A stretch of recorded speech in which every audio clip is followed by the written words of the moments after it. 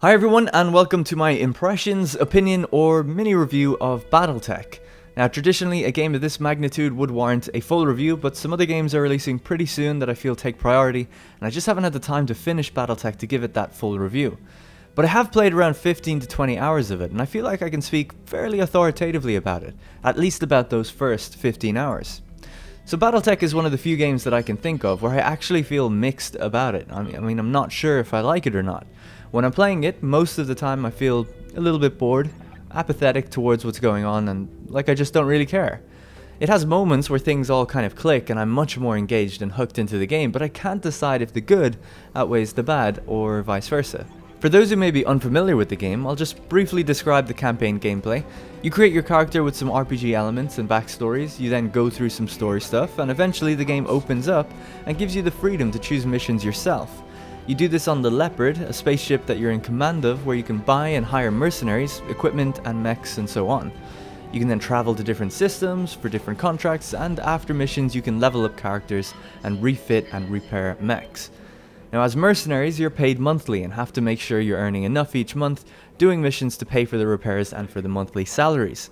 The fun thing is that you travel around in real time, so you have to kind of plan out what missions you do based on how far away they are and based on how much money you have left.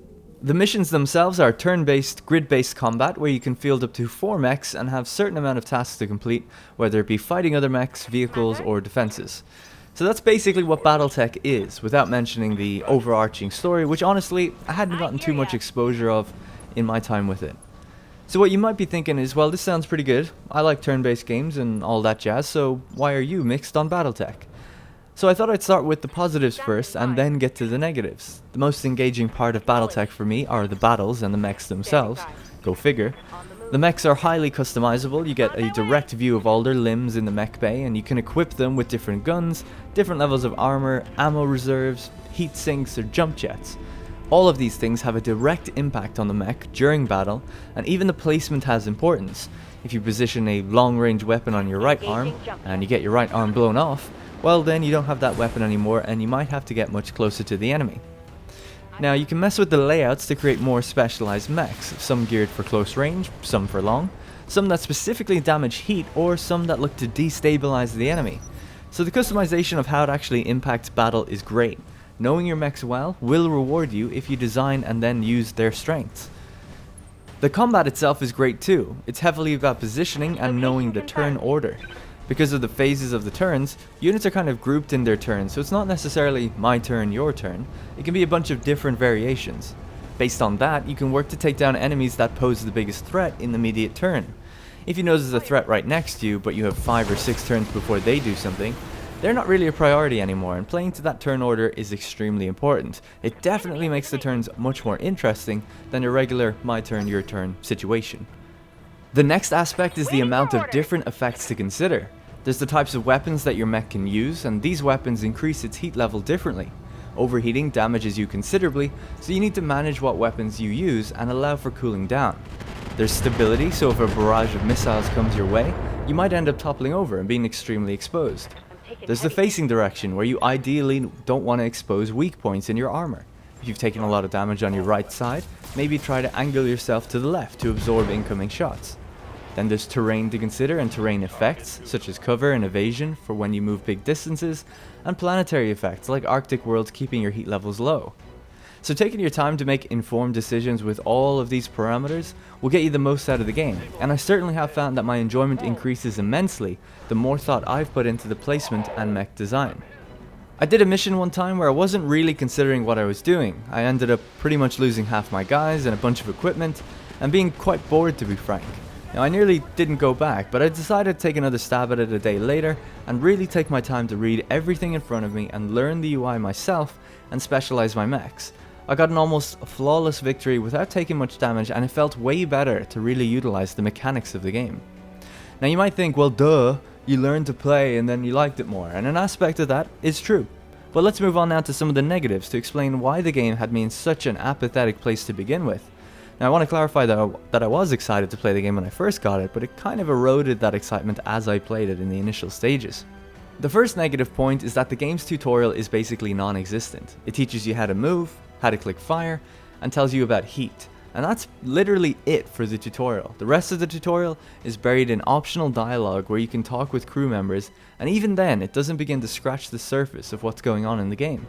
It never tells you about the different weapons, their types and strengths, stability, placement, turn orders, or anything like that, and this would be fine if you could just hover over the UI and it just tells you, but most of the time it doesn't. Hovering over heat doesn't tell you anything, or stability. The stability bar and evasion in particular was something I had no idea what those bars were doing or what they meant. So what this leads to is you playing the game for a while, seeing a bunch of things like +1 evasion and -1 stability appear, and seemingly having no way of tracking those effects or knowing their cause.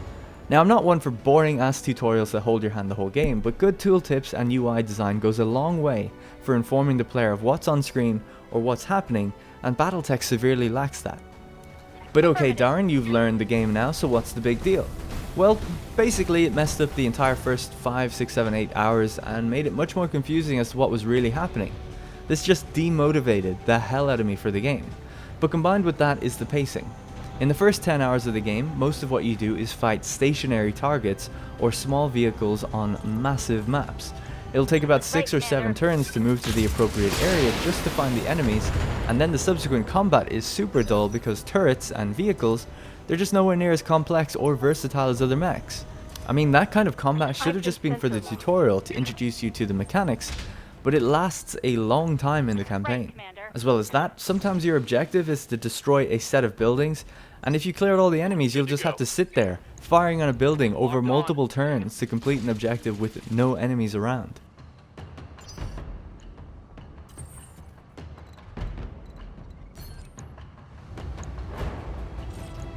Engaging target. As well as that, the locked camera movements during enemy turns where you can't even see the enemy increase wait times between turns even more. Now ideally, if you can't see the enemy, you shouldn't have to wait for them to play or move or do their animations. That should happen behind the scenes, because they're in the fog of war. I don't know where they are, I don't know where they're moving.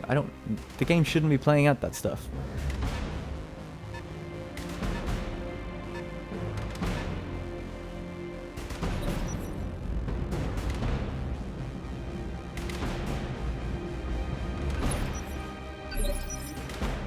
The campaign has aspects of this too. Sometimes you'll just be orbiting a planet waiting for the days to go by before you can use your mechs.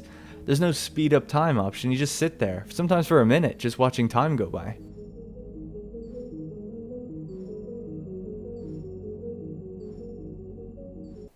Now on top of all of that, I hate to say it, but the game just is not very good looking.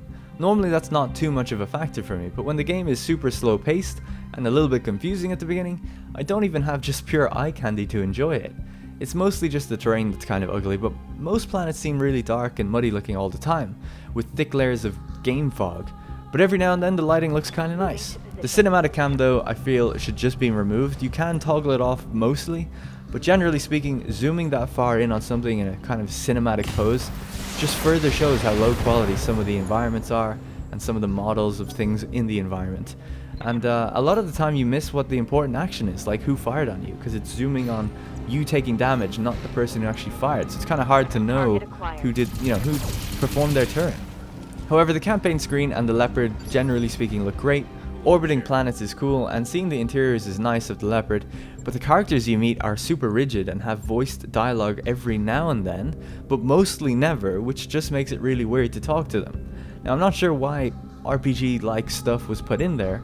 I think a lot of budget and time could have been saved by removing those things, because I honestly just don't feel like they add anything to the game. And just allowing you to access what you want on the Leopard with, without the little conversations you have in there. Now, some people might argue, well, having characters in there brings it more alive. It doesn't. It doesn't feel more alive. It feels less alive because everyone's so static and stuck in the same spot no matter what.